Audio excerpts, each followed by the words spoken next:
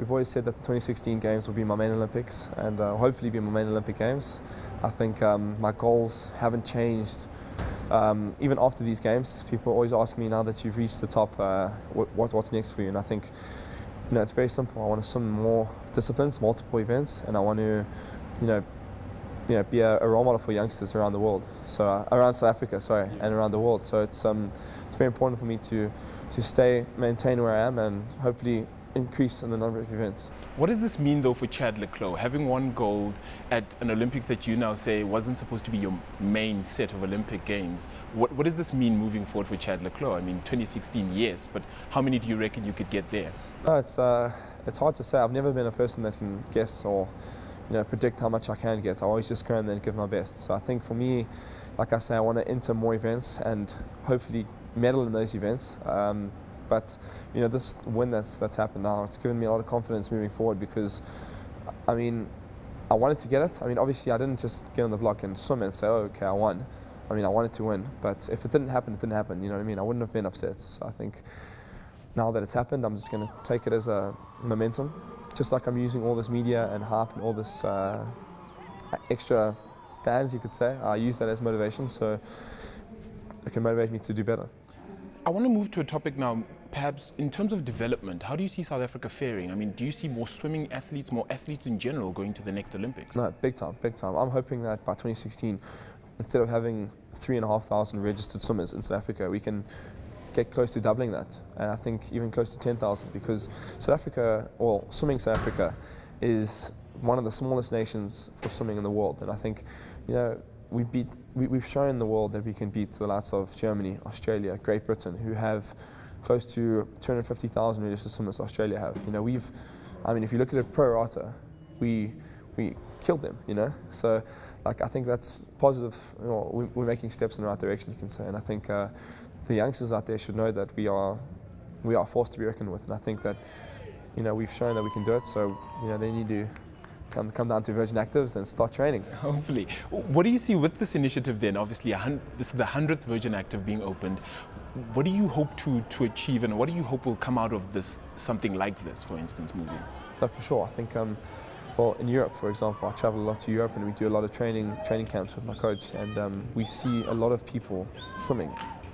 And I think that's, well, when I come back here, it's sad to see that we have, for example, at 5 o'clock after work, they're all coming down and they're swimming in the pool after we train from 3 until 5.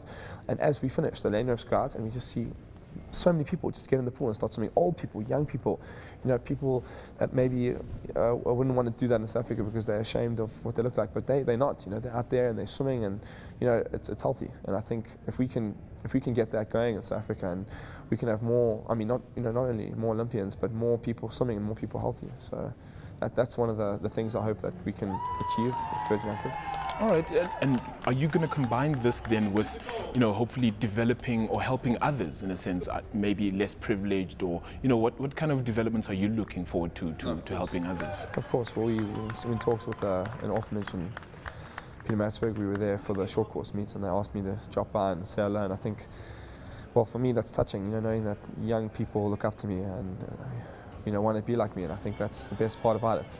And definitely in the next few months I will be having a foundation coming out, and dealing with less privileged children, and I'm also involved with, I'm the brand ambassador for Cancer South Africa, so that's also something that I'm going to be looking to give back into. So hopefully you'll be you'll be shaving your head then very soon for that. Sure.